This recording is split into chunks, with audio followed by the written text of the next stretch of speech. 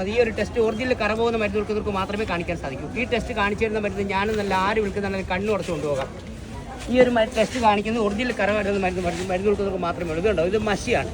മഷി എന്ന് പറഞ്ഞാൽ കളർ മാത്രമല്ല ആസിഡ് കൂടി ചേർത്താണ് മഷി നിർമ്മിക്കുക. അതുകൊണ്ടാണ് ഡ്രസ്സിലൊക്കെ മഷി ആയി കഴിഞ്ഞാൽ അലക്കിയാൽ പോകത്തത്. ഇത് മഷിയാണ്. ഇത് മഷി കലർന്ന ഒരു കരിനീല കളർ വെള്ളമാണ്. ഇത് എത്ര നേരം വൈകുന്നേരം വരെ ഞാൻ എത്ര മണിക്കൂർ നേരം സർബത്തടിക്കാൻ ഈ മഷി വായിക്കുകയില്ല. ഇത് മഷി കലർന്ന ഒരു കരിനീല കളർ വെള്ളമാണ്. ഞാൻ ഈ വിൽക്കുന്ന മരുന്ന് 30 രൂപയാണ് ഇതിൻ്റെ വില. ഇത് 15 ml ആണ്. 150 തുള്ളിയുണ്ട്. ഒരു തുള്ളി കറയുള്ള ഭാഗിച്ചാൽ മതി. ഇരുമ്പ് കറ ഒഴിച്ച് ബാക്കി എല്ലാ കറയും വായിക്കും. ഇരുമ്പ് കറ വായിക്കുന്ന മരുന്ന് നമ്മുടെ കയ്യിലുണ്ട് കേട്ടോ. ഇരുമ്പ് കറ കൊണ്ട് ഇരുമ്പ് കറ മാത്രമേ വായിക്കാൻ സാധിക്കൂ. പക്ഷേ ഈ മരുന്ന് കൊണ്ട് വാഴക്കറ, ചോരക്കറ, മഷിക്കറ, കരിമ്പുകുത്ത് ഇതേപോലെ ഇഷ്ടമുള്ള കുപ്പി മോനെ എടുത്തു തന്നെ. ഞാൻ ഈ കുപ്പി എടുക്കും ചെല്ലുമായിരിക്കും. ഇതായിരിക്കും ഒറിജിനൽ, ബാക്കിയുള്ള ഡ്യൂപ്ലിക്കേറ്റ് ആയിരിക്കുന്നത്. മൂല്യർ ഇഷ്ടമുള്ളവർ എടുത്തു തന്നെ. ഇത് ഈ മൂല്യർ എടുത്തുന്ന കുപ്പിയാണിത്. ഇതിൽ 150 തുള്ളിയുണ്ട്. ഇതിൽ നിന്ന് ഒരു തുള്ളി മരുന്ന് ഞാൻ എടുക്കുന്നുണ്ട് കേട്ടോ. ഒരൊറ്റ തുള്ളി, ഒരേ ഒരു തുള്ളിയിലേക്ക് ഇട്ടിരിക്കുന്നുണ്ട്. ഇത് പേനായിട്ട് സർബത്തടിക്കാൻ അടിച്ച് മായാത്ത മഷിതേ വെള്ളം ഇങ്ങനെ ഒന്ന് ഇളകിയാൽ മതി. ഇത് മഷി കലർന്ന ഒരു കരിനീല കളർ വെള്ളമായിരുന്നു പറഞ്ഞാൽ വിശ്വസിക്കുകയാണ്.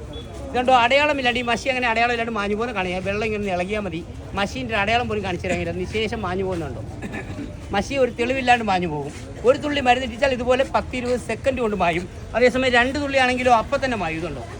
2 തുള്ളി ആണെങ്കിൽ വെള്ളം ഇങ്ങനെ ഇളകിയാൽ മതി. മഷീൻ്റെ അടയാളം പോലും കാണിച്ചു തരാം. ഓക്കെ, 2 തുള്ളി കൊണ്ട് പെട്ടെന്ന് മാഞ്ഞു കിട്ടി. ഒരു തുള്ളി ആണെങ്കിൽ കുറച്ച് ടൈം എടുക്കും.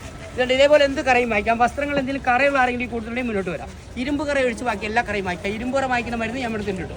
ഇരുമ്പ് കറ വായിക്കുന്ന മരുന്ന് കൊണ്ട് ഇരുമ്പ് കറ മാത്രമേ വായിക്കാൻ സാധിക്കൂ. ഇതുപോലെ എന്തെങ്കിലും കറ നമ്മുടെ വസ്ത്രങ്ങളായെന്ന് വിചാരിക്കാം.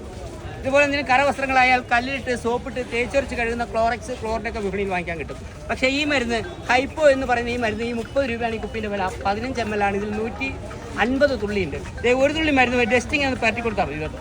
ഇങ്ങനെ പരട്ടി കൊടുത്താൽ കറ മാഞ്ഞു പോകുന്ന കണ്ണിക്കണം. കല്ലിട്ട് ഉരയ്ക്കേണ്ട സോപ്പ് ഇടിക്കണം. ഫുള്ളായിട്ട് മാഞ്ഞ് കഴിയുമ്പോൾ അല്പം വെള്ളത്തിൽ കഴുകിക്കളയാം. വെള്ളം വീണാൽ ഈ മരുന്നിൻ്റെ വീര്യം പോകും. തുണി നനയ്ക്കരുത്. ഉണക്കിൽ വേണം പരട്ടി കൊടുക്കാൻ. ഒഴിക്കുന്നതല്ല, ഡ്രോപ്പറിൻ്റെ കുപ്പിയെടുത്ത് ജസ്റ്റ് ഇങ്ങനെ പരട്ടി കൊടുത്താൽ മതി. മാഞ്ഞപാട് അവിടെ മാത്രം കഴുകിക്കളയാം. കല്ലിട്ട് ഉരയ്ക്കേണ്ട സോപ്പ് പൊടി വെക്കേണ്ട. ഉണക്കിൽ തേക്കാതെ കൈ കൊണ്ട് സോപ്പിട്ട് കഴിയാൻ നല്ലതാണ്. ഇതിന് മണം കൂടി പോയി കിട്ടും. ഇങ്ങനെ കല്ലിട്ട് ഉരയ്ക്കേണ്ട സോപ്പ് പിടിക്കേണ്ട.